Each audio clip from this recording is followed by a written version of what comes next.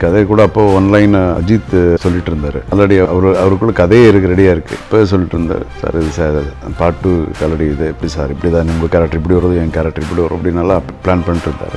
தெரியாது எந்த அளவுக்கு வந்து அது ப்ராடக்டிவாக மெட்டீரியல்ஸ் ஒன்றும் தெரியாது. அண்ட் யூஸ்வலாக டீசர் தான் விடுவாங்க, இல்லை ட்ரெய்லர் விடுவாங்க. ஸ்னீக் பீக் விடணும் அப்படிங்கிற ஐடியா ரொம்ப புதுசாக இருந்தது. ஸோ அது எப்படி அந்த ஐடியேஷன் எப்படி இருந்தது? அது ஜென்ரலாக எனக்கு அந்த டைமில் லாஸ்ட் மினிட்ல ஏதாவது ஒன்று தோணும். இப்போ ட்ரெய்லர் கட் பண்ண டைம் இல்லை, அந்த டைமில் டீசர் ரெடி ஆகலை, ஏதாவது பண்ணி ஆகணுமே, 2 days டைம் ஆகிட்டே இருக்குது, படம் ரிலீஸ் ஆக போகுது அப்படின்றதுனால திடீர்னு தோணுச்சு, படம் ஃபுல்லாகவே டீசர் மாதிரி தானே இருக்குது, இதில் எதை போட்டாலுமே டீசர் தானே அப்படின்னும் போது, இல்லை இது ஸ்னீக் பீக்கு. முதல்ல வந்து இப்போ என்ன ட்ரெண்ட்னா மோஷன் போஸ்ட் ரிலீஸ் பண்ணுவாங்க, அப்புறம் டீசர் பண்ணுவாங்க, அப்புறம் ட்ரெய்லர் பண்ணுவாங்க, கடைசியாக ஸ்னீக் பீக் வரும். அது என்ன ஆர்டர், நம்ம பண்ணுறது தான் ஆர்டர். ஸ்னீக் பீக்கே ஆக்சுவலாக பார்த்தீங்கன்னா 2 years முன்னாடி நான் தான் சைத்தான் படத்து மூலமாக இனிஷியேட் பண்ணது. ஆக்சுவலி ஒரு படத்தோட டீசரோட பர்பஸ் என்னன்னு சொன்னால் ஆடியன்ஸுக்கு ஒரு தகவல் கொடுக்கணும், க்யூரியாசிட்டி கிரியேட் பண்ணணும். அது ரெண்டுமே அந்த விஷயத்தில் இருந்துச்சு. சாரோட டைலாக் ஃபுல்லாக படத்தோட ஸ்டாண்டர்ட். ஸ்னீக் பீக்கில் நான் ஒன்று நோட்டீஸ் பண்ணேன்.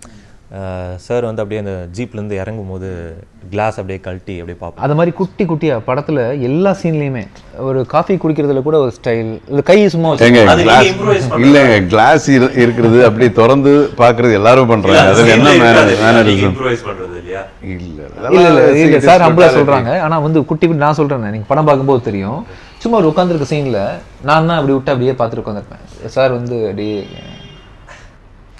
அப்படின்னாருன்னா அத்தனை ஷாட்ஸையும் நான் பண்ணும்போது கேவலமாக இருந்திருக்கும், அதில் வந்து நல்லா இருக்கும் சார் பண்ணும்போது. கதை கூட அப்போ ஒன்லைன் அஜித் சொல்லிட்டு இருந்தாரு. ஆல்ரெடி அவருக்குள்ள கதையே ரெடியாக இருக்குது. இப்போ சொல்லிட்டு இருந்தார், சார் இது சார் பார்ட் 2 ஆல்ரெடி இது எப்படி சார் இப்படி தான் உங்கள் கேரக்டர் இப்படி வருது, என் கேரக்டர் இப்படி வரும் அப்படி நல்லா பிளான் பண்ணிட்டு இருந்தார். தெரியாது எந்த அளவுக்கு வந்து அது ப்ராடக்டிவாக மெட்டீரியல்ஸ் ஒன்றும் தெரியாது. அண்ட் யூஸ்வலாக டீசர் தான் விடுவாங்க, இல்லை ட்ரெய்லர் விடுவாங்க. ஸ்னீக் பீக் விடணும் அப்படிங்கிற ஐடியா ரொம்ப புதுசாக இருந்தது. ஸோ அது எப்படி அந்த ஐடியேஷன் எப்படி வந்தது? அது ஜென்ரலாக எனக்கு அந்த டைமில் லாஸ்ட் மினிட்ல ஏதாவது ஒன்று தோணும். இப்போ ட்ரெய்லர் கட் பண்ண டைம் இல்லை, அந்த டைமில் டீசர் ரெடி ஆகலை, ஏதாவது பண்ணி ஆகணுமே, 2 days டைம் ஆகிட்டே இருக்குது, படம் ரிலீஸ் ஆக போகுது அப்படின்றதுனால திடீர்னு தோணுச்சு, படம் ஃபுல்லாகவே டீசர் மாதிரி தானே இருக்குது, இதில் எதை போட்டாலுமே டீசர் தானே அப்படின்னும் போது, இல்லை இது ஸ்னீக் பீக்கு. முதல்ல வந்து இப்போ என்ன ட்ரெண்ட்னா மோஷன் போஸ்ட் ரிலீஸ் பண்ணுவாங்க, அப்புறம் டீசர் பண்ணுவாங்க, அப்புறம் ட்ரெய்லர் பண்ணுவாங்க, கடைசியாக ஸ்னீக் பீக் வரும். அது என்ன ஆர்டர், நம்ம பண்ணுறது தான் ஆர்டர். ஸ்னீக் பீக்கே ஆக்சுவலாக பார்த்தீங்கன்னா 2 years முன்னாடி நான் தான் சைத்தான் படத்து மூலமாக இனிஷியேட் பண்ணது. ஆக்சுவலி ஒரு படத்தோட டீசரோட பர்பஸ் என்னன்னு சொன்னால் ஆடியன்ஸுக்கு ஒரு தகவல் கொடுக்கணும், க்யூரியாசிட்டி கிரியேட் பண்ணணும். அது ரெண்டுமே அந்த விஷயத்தில் இருந்துச்சு. சாரோட டைலாக் ஃபுல்லாக படத்தோட ஸ்டாண்டர்ட். ஸ்னீக் பீக்கில் நான் ஒன்று நோட்டீஸ் பண்ணேன்.